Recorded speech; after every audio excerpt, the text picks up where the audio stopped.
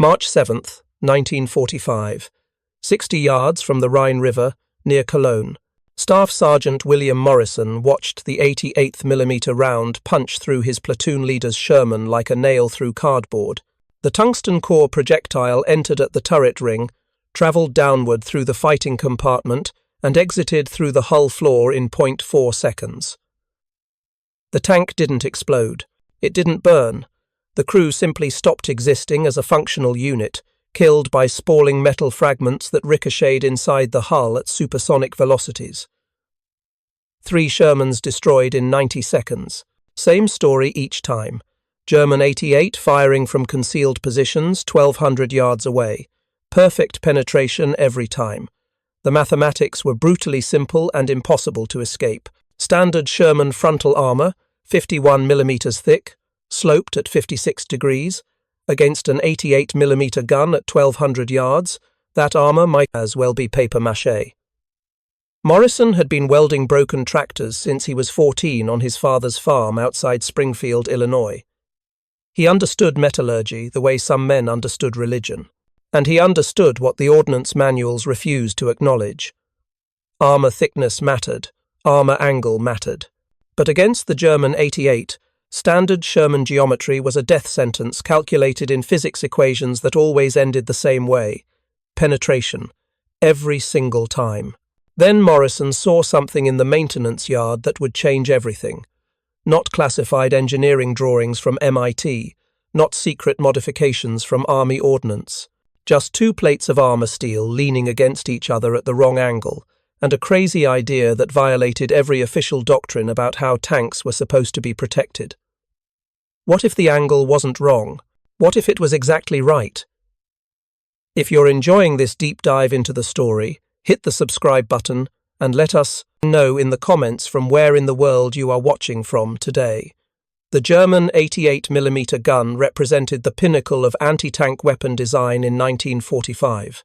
Originally developed as anti-aircraft artillery, the Flak 18, the 88 had been adapted for ground combat with devastating effect. The KUK 36 variant mounted in Tiger tanks and the PaK 43 anti-tank gun variant shared one characteristic that made them the most feared weapons on the Western Front. They could penetrate virtually any Allied armour at combat ranges. The ballistics were unforgiving. An 88mm armour-piercing round left the barrel at 915 meters per second, carrying kinetic energy equivalent to a small car travelling at highway speed. That projectile weighed 10.2 kilograms of hardened steel, designed specifically to defeat rolled homogeneous armour through sheer kinetic force. At 1,000 meters, the 88 could penetrate 138 millimeters of armour plate angled at 30 degrees from vertical. At 2,000 meters, it still retained enough energy to punch through 110 millimeters. A standard M4A3 Sherman carried 51 millimeters of frontal armour on the glacis plate.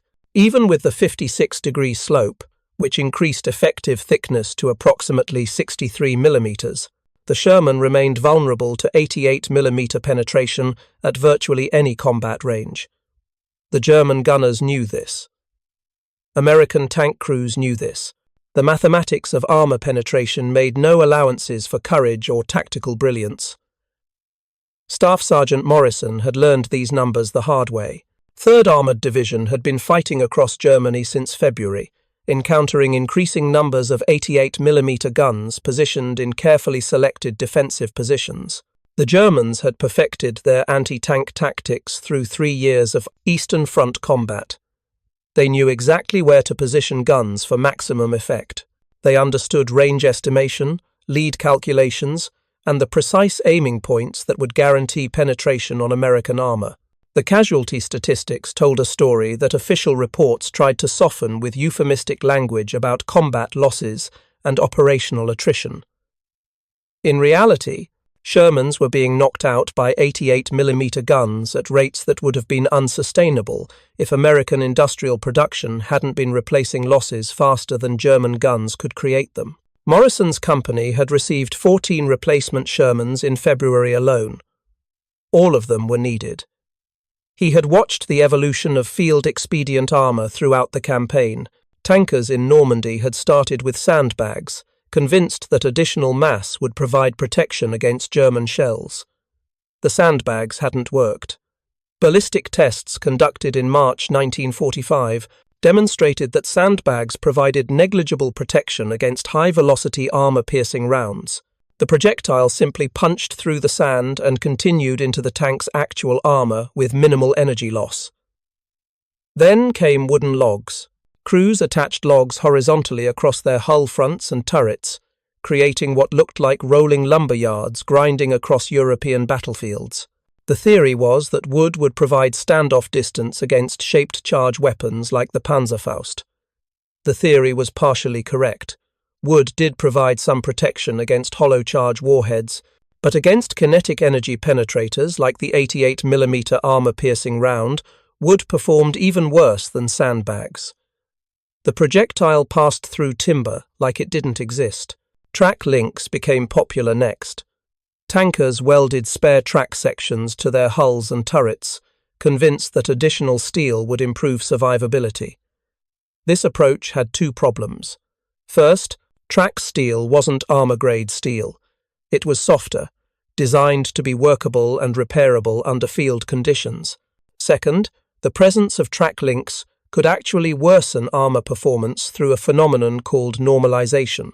When an armor-piercing round struck track links at an angle, the softer steel could rotate the projectile perpendicular to the underlying armor plate, effectively negating the protection provided by armor slope. General Patton had watched this improvisation with growing frustration. In September 1944, he issued explicit orders banning the use of sandbags in Third Army. His ordnance officers had conducted their own tests and concluded that sandbags added weight, reduced mobility, overstressed suspension systems, and provided zero ballistic protection. The order was clear and unequivocal. No sandbags on Third Army tanks. But Patton's order included a caveat that would prove crucial. While banning sandbags, he explicitly encouraged the use of actual armor plate as additional protection. If his tankers wanted better armor, Patton insisted they use real armor steel, not improvised materials that gave crews false confidence while providing no actual protection. The problem was finding armor plate. Sherman production factories were located in Detroit, 4,000 miles away. Ordering replacement armor plates through official channels required requisition forms, approval processes, and shipping schedules measured in weeks or months. Tank crews facing 88mm guns in March 1945 couldn't wait weeks for proper paperwork. The solution was lying in maintenance yards and along roadsides throughout the combat zone. Knocked-out tanks. Both American and German armored vehicles destroyed by combat had armor plates that could be salvaged, cut, and repurposed. The steel was already the right thickness and quality. It was already shaped for welding to tank hulls. Most importantly, it was available immediately. Third Army maintenance battalions began systematically harvesting armor from destroyed Shermans. The process required cutting torches, lifting equipment, and skilled welders, but all of these resources were available in division maintenance companies. By late January 1945, approximately 36 up-armored Shermans had been distributed to each of Third Army's 3 armored divisions. These field-modified tanks carried additional armor plates welded to their glacis plates, increasing frontal protection significantly. The modifications followed obvious logic. Take a glacis plate from a destroyed Sherman, weld it to the glacis of an operational Sherman, double the armor thickness. The result was a tank with approximately 102mm of frontal armor instead of 51mm, against an 88mm gun at 1,000 meters that made the difference between certain penetration and possible survival. But Morrison saw something the ordnance officers had missed, something that violated every official doctrine about armor placement but made perfect sense to a man who understood how metal behaved under stress. The maintenance yard at Düren held 16 destroyed Shermans awaiting salvage. Morrison walked among them on the afternoon of March 8th, studying the patterns of German penetration. Every kill showed the same characteristics. Clean entry holes where 88mm rounds had punched through frontal armor. Catastrophic internal damage. burned-out interiors where ammunition fires had consumed everything flammable. He stopped at Sherman No. 2, 3, 4, 7, 8, killed 3 days earlier near Jülich. The 88mm round had entered the glacis plate slightly left of center, penetrated completely, and exited through the rear hull plating. The angle of penetration was almost perpendicular to the armor surface. German gunners were good enough to hit precisely where they wanted, and they wanted perpendicular impacts because those provided maximum penetration. Morrison knelt beside the destroyed tank, studying the entry hole. The 88mm projectile had been traveling at approximately 900 meters per second when it struck. At that velocity, the tungsten-core penetrator carried enough kinetic energy to defeat any armor the Sherman possessed. The sloped glacis plate had provided some angular deflection, but not enough. The projectile had maintained sufficient velocity to complete penetration. Standard armor doctrine emphasized thickness and slope as the two primary variables affecting protection. Increase thickness, improve protection. Increase slope, improve protection.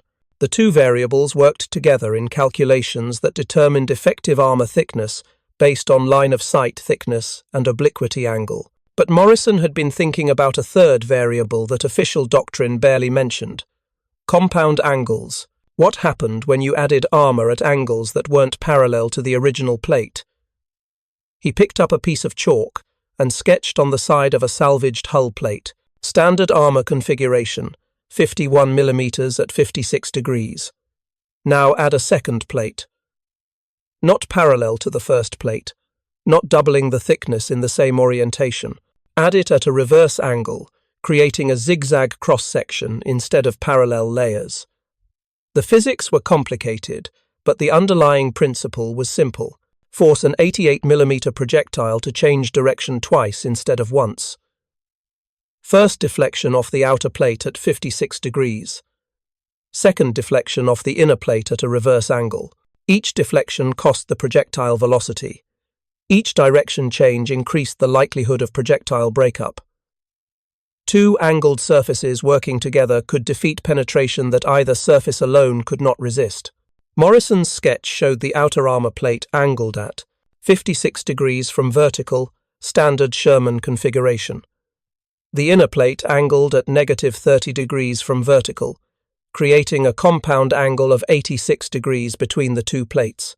A projectile striking the outer plate would be deflected downward. That deflected projectile would then impact the inner plate at an angle that maximized the probability of ricochet or fracture. The concept violated standard armor doctrine in fundamental ways. Official engineering emphasized uniform thickness and consistent angles.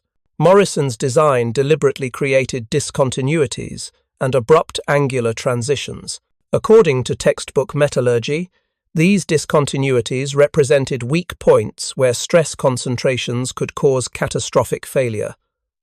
But Morrison wasn't following textbook metallurgy. He was following combat observation and practical mechanics learned from years of working with stressed metal under field conditions. He had watched steel behave under impact loading. He understood that metal failure modes were complex and often counterintuitive.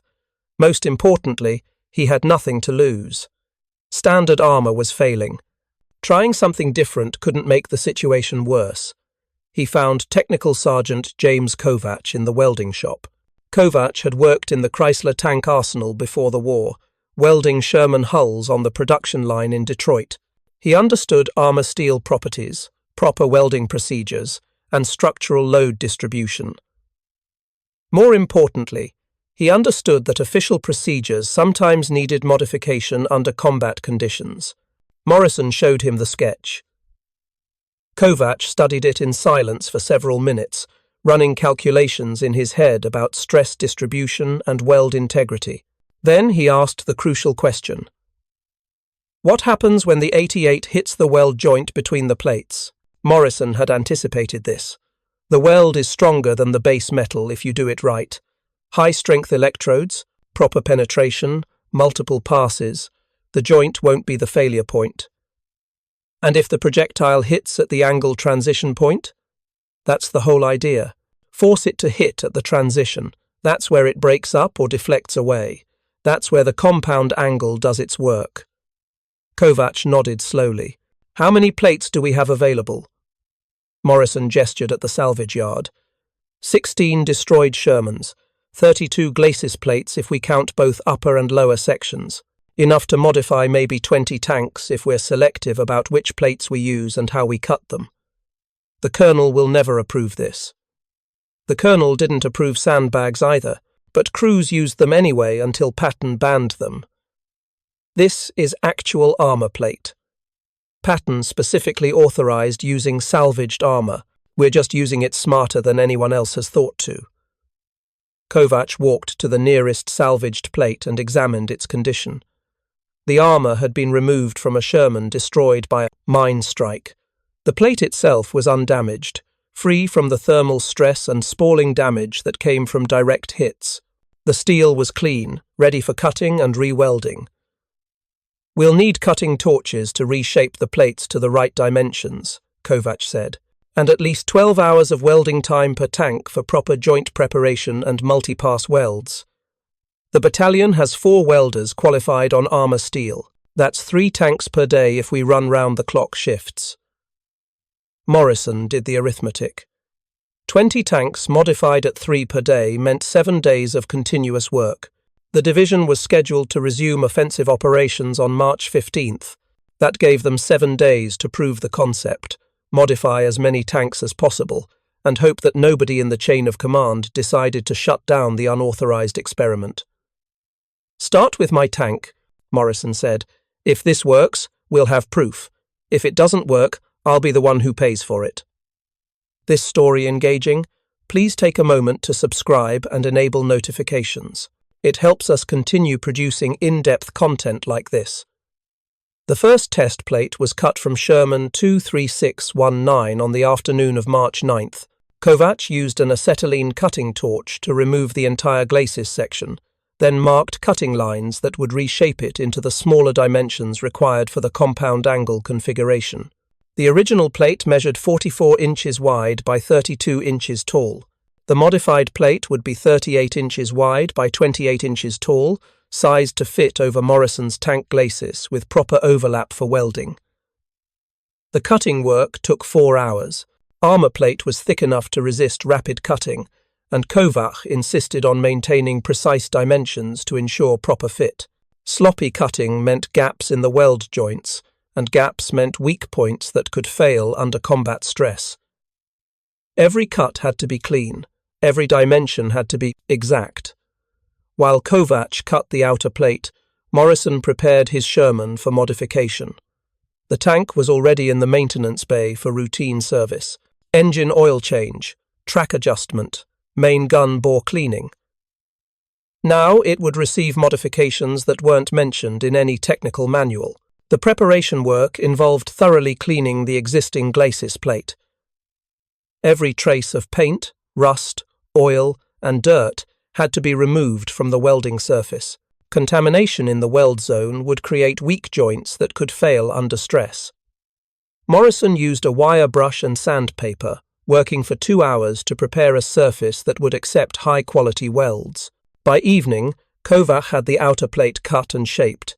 He positioned it over Morrison's glacis, checking the angle with a machinist's protractor, 56 degrees from vertical, matching the original glacis angle. The plate sat slightly elevated above the existing armour, supported by temporary brackets that would be removed after welding. "This is where it gets interesting," Kovac said. He pulled out a second plate. This one, cut from a different donor tank. This plate was smaller, designed to fit behind the outer plate at the critical angle Morrison had calculated. Kovac positioned it carefully, checking angles and clearances. The compound angle created a void space between the 2 plates. That space measured approximately 3 inches at the top and 5 inches at the bottom, creating a wedge-shaped gap. Kovac had considered filling this gap with something, but Morrison had convinced him to leave it empty. The air gap wasn't a weakness. It was a feature. It provided additional standoff distance that would disrupt the penetration process. The welding began at 2100 hours on March 9th. Kovac worked slowly, using high amperage settings and thick electrodes designed for armor steel. The first pass created a tack weld that held the outer plate in position. The second pass built up weld material along the entire joint. The third pass reinforced critical stress points where the compound angle created maximum load concentration. Each weld pass required cooling time before the next pass could be applied. Hot welds cooled slowly in thick armor plate, and rushing the process created thermal stress that could crack the welds. Kovac followed proper procedure, even though it meant working all night to complete the modification. Morrison watched the work with the intensity of a man whose life would depend on the results. Every weld bead had to be perfect. Every joint had to be stronger than the surrounding metal. There would be no second chances to get this right. The next time an 88mm round hit his tank, either the modification would work or Morrison would die learning that his theory was wrong. By 0300 hours on March 10th, the welding was complete. Morrison's Sherman now carried 2 glacis plates at compound angles, totaling 102 millimeters of armor thickness with an 86-degree angle transition between them. The modification added approximately 800 pounds to the tank's front end, well within acceptable weight distribution limits for the suspension system. The visual appearance was striking. Instead of a smooth glacis plate, Morrison's tank now showed an obvious angular discontinuity where the outer plate ended and the inner plate began. The modification looked crude, improvised, and distinctly non-standard. Exactly the kind of field-expedient work that would draw attention from officers who valued regulation compliance over combat effectiveness. Morrison knew he needed to test the modification before anyone in the chain of command decided to shut down the experiment. But testing armor required firing live ammunition at it, and that required access to an 88mm gun. Finding a captured German weapon wouldn't be difficult. 3rd Armoured Division had overrun numerous German positions and captured intact 88mm guns. The difficulty would be conducting the test without attracting official attention. The test took place on March 11th in a gravel quarry 3 miles behind the front lines. Morrison had located a captured Pak 43 anti-tank gun and convinced the captured equipment processing unit to delay its shipment to the rear.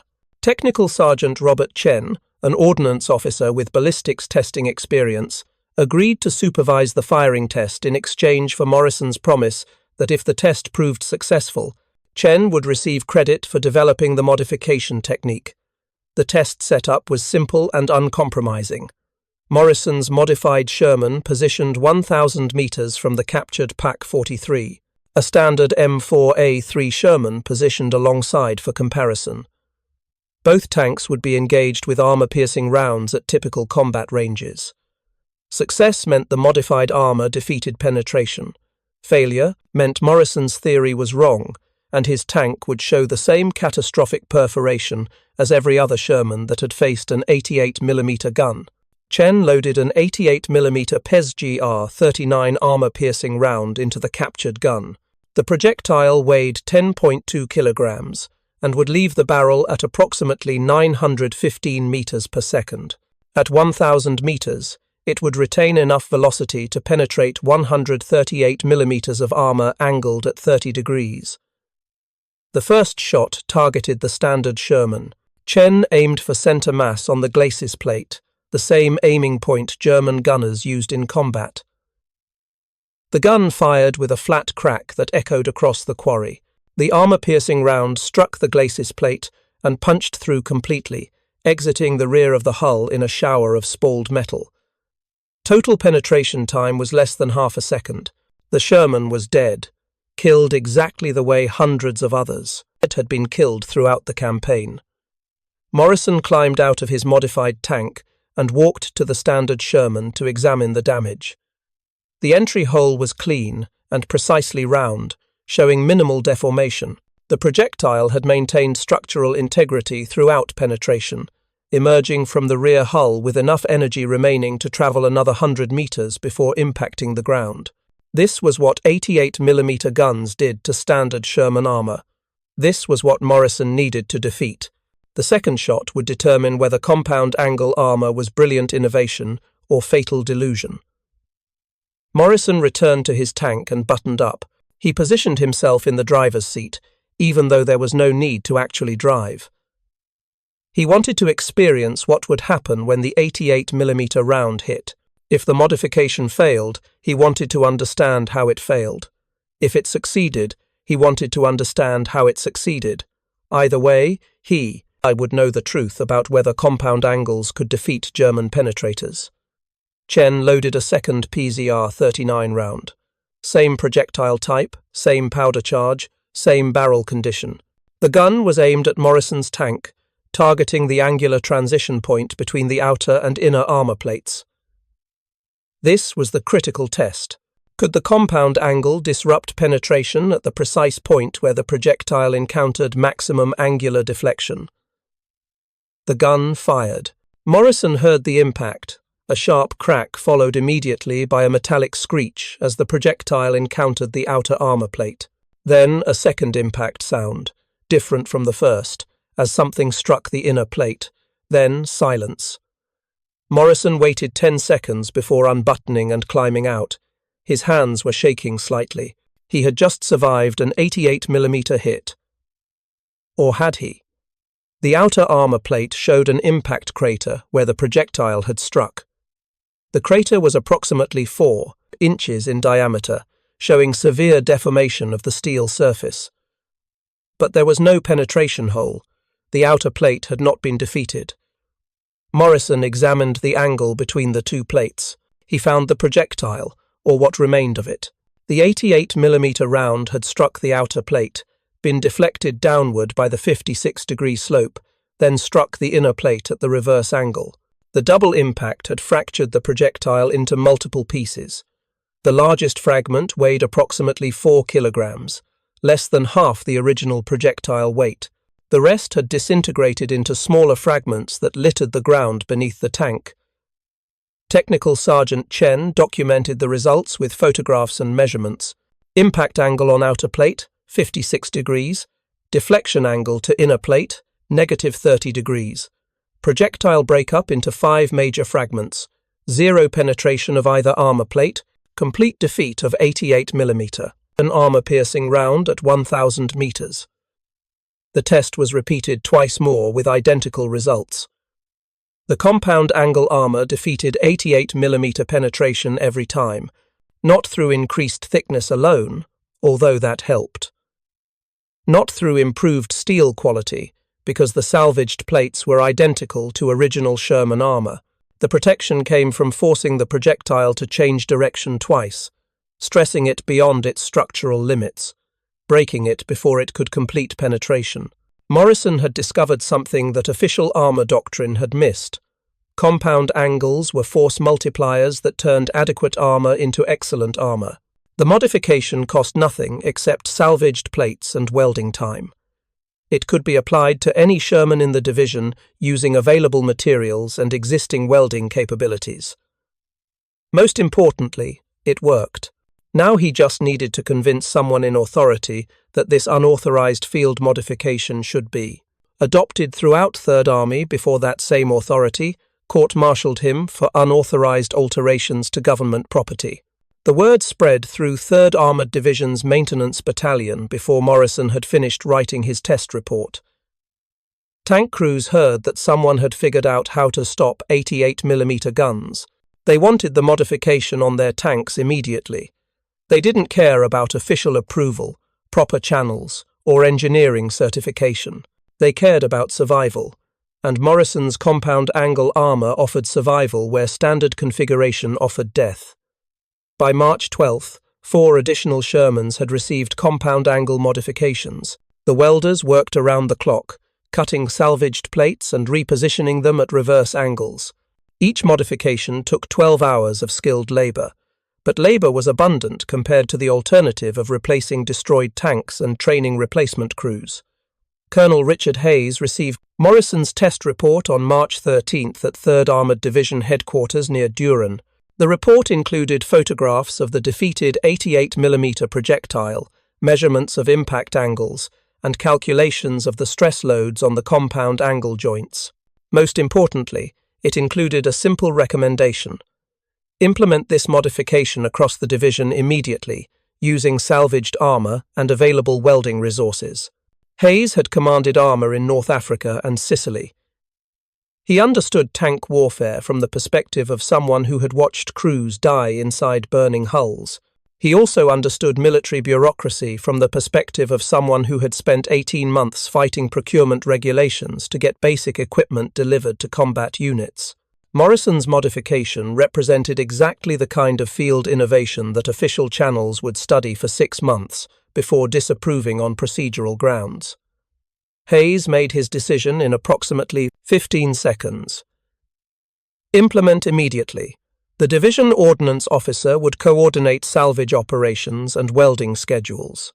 Every available maintenance team would work on compound angle modifications until the division ran out of either salvaged armor plates or operational tanks to modify. Authorization would be verbal. Documentation would be retroactive. If anyone at Corps headquarters complained, Hayes would take responsibility for exceeding his authority. The modification program expanded rapidly. By March 15th, 23 Shermans in 3rd Armored Division carried compound angle armor. By March 20th, 58 tanks had been modified. The welding teams worked 18-hour shifts, sleeping in maintenance tents between jobs. Salvage teams stripped armor from every destroyed Sherman they could locate, creating stockpiles of plates ready for cutting and repositioning. Technical Sergeant Kovac developed a standardized template that reduced modification time from 12 hours to 8 hours per tank. The template specified exact cutting dimensions, weld preparation procedures, and quality control checkpoints. Welders could follow the template without requiring Morrison's presence at every modification, allowing the program to scale beyond what a single supervisor could manage. Other divisions noticed. 4th Armored Division sent observers to examine the modified tanks and interview crews. Within 2 weeks, the compound angle modification had spread beyond 3rd Armored Division's improvised experiment to become a recognized technique copied by maintenance units throughout 3rd Army. The combat test came on March 22nd during 3rd Army's crossing of the Rhine River at Oppenheim. Morrison's company was assigned to the initial assault wave, providing armoured support for infantry, establishing the bridgehead on the eastern bank. German resistance was expected to be minimal. Intelligence reports indicated that defending forces consisted primarily of rear area logistics troops and scattered remnants of units destroyed in earlier fighting.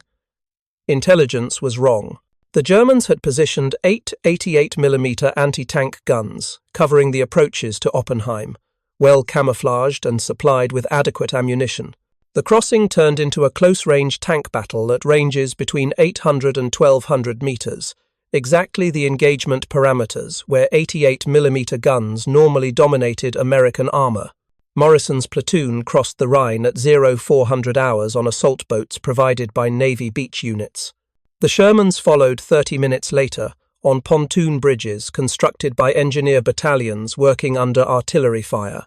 By 0500 hours, 12 modified Shermans were engaged with German anti-tank positions in direct fire combat at ranges where standard Shermans would have been annihilated. The 88mm guns fired first. German gunners had pre-registered firing solutions for every likely avenue of approach. The first volley struck 3 Shermans within seconds. 2 were standard configuration tanks assigned to Morrison's company for comparison purposes. Both were penetrated completely, losing entire crews to spalling fragments and internal fires. The third tank hit was Morrison's modified Sherman. Morrison heard the impact, felt the tank shudder as 10.2 kilograms of hardened steel struck his glacis plate at 900 meters per second. Then nothing. No penetration, no fire, no casualties. The compound angle armor had defeated an 88mm round under actual combat conditions at ranges where defeat should have been impossible. The German gunners continued firing. Over the next 40 minutes, Morrison's company engaged 8 anti-tank positions in direct fire combat. The modified Shermans absorbed 17 88mm hits, 0 penetrations, 0 crew casualties. The standard configuration Shermans absorbed 6 hits, 5 penetrations, 14 crew casualties, including 8 killed in action. The numbers told a story that couldn't be explained by chance or luck. Compound angle armor worked under combat conditions. It provided protection that standard configuration couldn't match. Most importantly, it provided that protection using nothing but salvaged materials and field welding capabilities available in any division maintenance battalion. By March 25th, 3rd Army had established 4 bridgeheads across the Rhine. The crossing operations had cost fewer tank casualties than any comparable operation in the European campaign. 3rd Armoured Division's after-action report specifically cited the effectiveness of compound angle armour modifications in reducing losses to German anti-tank guns. The report included recommendations for theatre-wide implementation and requests for additional welding equipment to accelerate the modification programme.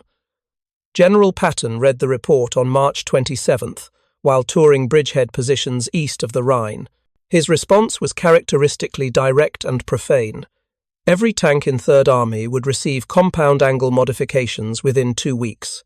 Division ordnance officers who claimed insufficient resources would be relieved and replaced with officers who understood that war required improvisation rather than excuses. The modifications would continue until either the war ended or 3rd Army ran out of salvageable armour plates. The order created chaos in supply channels throughout 3rd Army. Salvage teams stripped armour from destroyed tanks with industrial efficiency. Cutting torches reshaped plates around the clock. Welders worked until their hands cramped and their eyes couldn't focus on weld beads. The maintenance system operated beyond designed capacity, accomplishing in days what procurement regulations said required months. But the modifications worked. Tank casualty rates dropped by approximately 40% in units equipped with compound angle armour, compared to units still using standard configuration. Crew survival rates improved even more dramatically. When 88mm rounds did achieve penetration on modified tanks, the projectile fragmentation caused by the compound angle transition reduced internal damage and crew casualties compared to complete penetration by intact projectiles. German intelligence noticed the modifications by early April. Wehrmacht technical teams examined knocked-out American tanks and discovered the compound angle construction. Their analysis concluded that the modifications significantly improved protection against 88mm penetration through projectile deflection and breakup. The analysis also concluded that countermeasures were impractical. The only way to defeat compound angle armour was to hit the same spot multiple times, and combat conditions rarely allowed such precision. By April 15, 1945, approximately 240 Shermans in 3rd Army carried compound angle modifications. The program had consumed thousands of man-hours of welding time and depleted salvage stockpiles of armour plate, but it had also saved lives in quantities that couldn't be calculated precisely but could be estimated from casualty reduction statistics. Staff Sergeant Morrison received promotion to Technical Sergeant and assignment to 3rd Army Headquarters as a technical advisor on armour modifications. His role involved travelling between divisions, inspecting modification quality, and training welders in proper procedures. The farm boy from Springfield, who had learned welding by fixing broken tractors, was now lecturing West Point engineers on metallurgy and stress analysis. The irony wasn't lost on him. The official armour experts had spent years studying protection systems and had concluded that thickness and slope were the only variables that mattered. Morrison had spent an afternoon studying wrecked tanks and had concluded that compound angles might provide protection through projectile disruption. The expert analysis had produced the standard Sherman glacis plate that failed against 88mm guns. Morrison's improvisation had produced a modification that succeeded. The broader lesson extended beyond armour design. Complex problems didn't always require complex solutions. Sometimes the best answers came from practical observation rather than theoretical calculation. Sometimes the people closest to the problem, the ones actually dying when solutions failed, understood things that distant experts missed. But Morrison also understood something else. His modification worked because it built on existing capabilities rather than requiring new technology. Compound angle armor didn't need exotic materials or specialized manufacturing. It used salvaged steel and standard welding equipment. The innovation wasn't discovering something new. It was recognizing that existing materials could be arranged differently to achieve better results. The final combat test came on April 16th during 3rd Armored Division's advance toward the Harz Mountains. A company of modified Shermans engaged German defensive positions anchored on 6 88mm anti-tank guns positioned on ridge lines with commanding fields of fire. The engagement lasted 90 minutes at ranges between 1,000 and 1,500 meters. The German guns achieved 23 hits on American armor. 14 hits were on modified Shermans, 3 penetrations, 4 crew casualties. 9 hits were on standard configuration Shermans, 8 penetrations, 19 crew casualties. The modified tanks absorbed 60% of the hits, but suffered only 17% of the casualties. Lieutenant Colonel Hayes forwarded the engagement report to Corps headquarters with a cover memorandum recommending immediate theater-wide implementation of compound angle modifications. The memorandum included cost analysis, showing that modification program expenses totaled approximately $0 per tank, since all materials were salvaged from destroyed vehicles. Labor costs were absorbed within existing maintenance operations. The only additional requirement was welding time, which was abundant compared to the alternative of training replacement crews for tanks destroyed by 88mm guns. Corps headquarters forwarded Hayes's memorandum to Army Group with endorsement for approval. Army Group forwarded to Supreme Headquarters Allied Expeditionary Force with similar endorsement.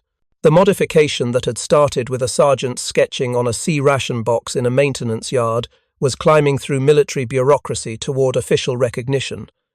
But official recognition came too late to matter. On May 7, 1945, Germany surrendered unconditionally. The European war ended before compound angle armor could be implemented beyond Third Army. The modification remained a local innovation that had saved lives within one army, but had never achieved the theater-wide distribution that its effectiveness justified. The post-war analysis attempted to quantify exactly how many lives compound angle armor had saved. The calculations were complicated by multiple variables. Tank casualty rates fluctuated based on tactical situations, terrain, and enemy capabilities. Separating the effects of armor modifications from other factors required statistical analysis that acknowledged significant uncertainty ranges. The best estimate suggested that compound angle armor reduced crew casualties by approximately 30 to 40% in tanks that engaged German anti-tank guns at ranges between 800 and 1,500 meters. Over the 2 months that modified tanks served in combat, this translated to approximately 60 to 80 crew members who survived hits that would have killed them in standard configuration tanks. 60 to 80 lives. Not a large number compared to the scale of World War II casualties.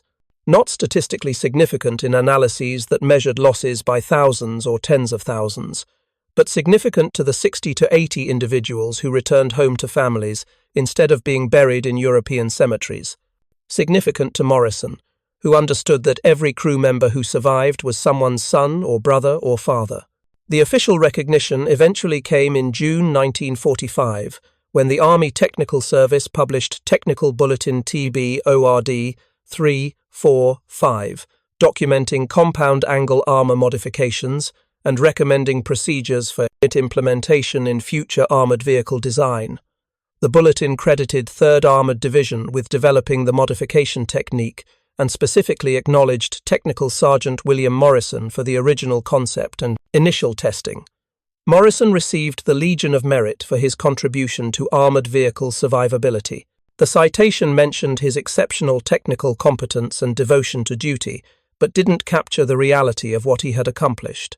A farm boy with welding skills had solved a problem that had stumped university-trained engineers, not through better education or superior resources, but through practical observation and willingness to try something different when established approaches were failing. The compound angle concept influenced post-war tank design more than immediate combat implementation. American engineers studying armor protection for the M46 Patton tank incorporated compound angle principles into the glacis design. The M48 and M60 tanks that followed used increasingly sophisticated angle transitions to maximize protection per unit weight of armor.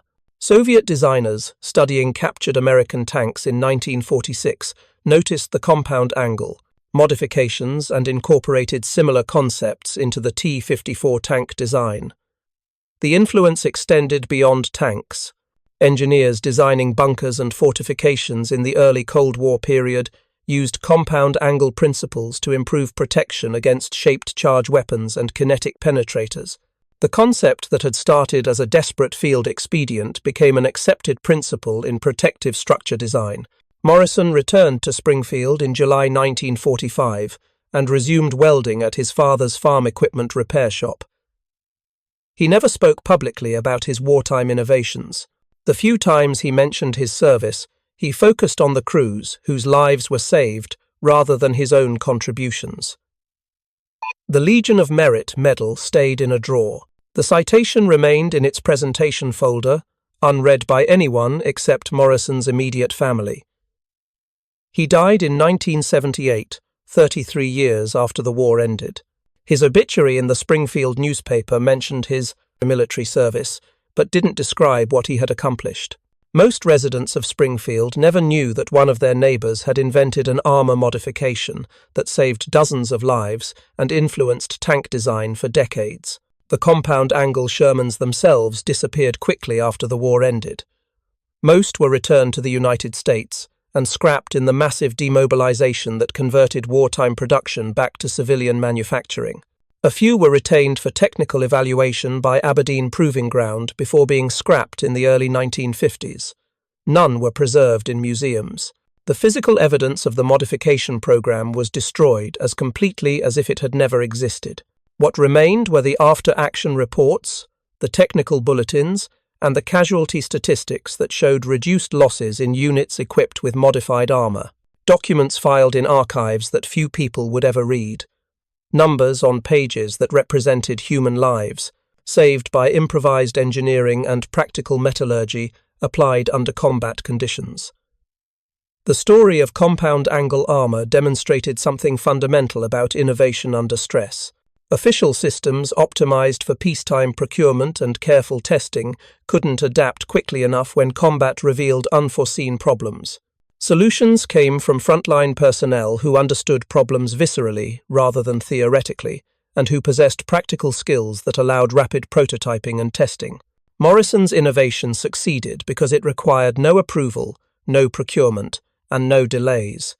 It used materials that were abundant in combat zones, required skills that were available in every maintenance battalion, and could be implemented immediately without waiting for factories to retool or logistics chains to deliver new equipment.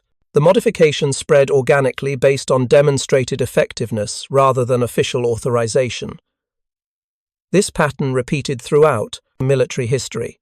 Soldiers in the field improvised solutions that official channels would have rejected as unorthodox or insufficiently tested.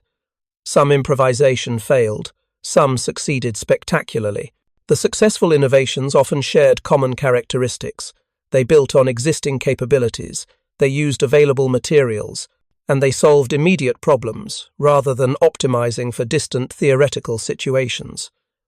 Compound angle armor also demonstrated the limitations of expertise isolated from practical application. Engineers who designed armor protection systems understood metallurgy and ballistics better than any tank sergeant could hope to master. But they didn't watch tanks burn and crews die. They didn't feel the personal urgency that came from knowing that inadequate protection meant friends would die tomorrow. That urgency drove innovation in ways that academic expertise couldn't match. The final irony was that compound angle principles had been documented in metallurgical literature for decades before Morrison independently discovered them through observation and experimentation. Engineers knew that compound angles could disrupt projectile penetration. They hadn't applied that knowledge to tank armor because official doctrine emphasized thickness and slope as the primary variables. The innovation wasn't discovering new physics. It was applying known physics in ways that doctrine hadn't considered. 3rd Armoured Division's casualties in April and May 1945 were lower than any comparable period during the European campaign. Multiple factors contributed to reduced losses. German defensive capabilities had weakened as the war approached its end. American tactical coordination had improved through months of combat experience. Air superiority provided better reconnaissance and fire support than earlier operations had enjoyed. But among those multiple factors was one that could be quantified with reasonable precision. Tanks, equipped with compound angle armor, suffered significantly fewer crew casualties when engaged by 88mm anti-tank guns compared to tanks with standard configuration armor. The modification hadn't ended the war sooner or changed strategic outcomes. It had simply given specific crews a better chance of surviving specific engagements. That was enough. For the crews who came home, for the families who didn't receive casualty notifications, for Morrison, who spent the rest of his life quietly welding broken equipment and never quite believing that his simple idea had mattered in a war measured by millions of casualties and thousands of wasted lives. The lesson remained relevant decades after the war ended. Complex systems failed in unpredictable ways under extreme stress. Solutions often came from unexpected sources using unconventional approaches. The challenge for military organizations, and for any large organization facing unpredictable threats, was creating space for improvisation while maintaining the discipline and coordination that large-scale operations required. Compound angle armor represented a brief moment when improvisation succeeded spectacularly. The moment passed quickly. The war ended. The modified tanks were scrapped. The innovation became a footnote in technical histories that few people read. But for the crews who survived hits that should have killed them, for families who welcomed home soldiers who might have died, the moment had been enough. Staff Sergeant Morrison's sketch on a sea ration box in March 1945 had saved lives that would otherwise have been lost to German 88mm guns. The sketch and the box were thrown away decades ago. The modified tanks were scrapped half a century past. But the lives saved remained saved. The families reunited remained reunited. The principle that practical innovation could defeat theoretical limitations remained true. Sometimes, the best solutions came from the least expected sources. Sometimes, genius looked like common sense applied with uncommon determination. Sometimes the difference between life and death was a sergeant who knew how to weld and wasn't afraid to try something different when the approved methods were failing. Thank you for watching. For more detailed historical breakdowns, check out the other videos on your screen now, and don't forget to subscribe.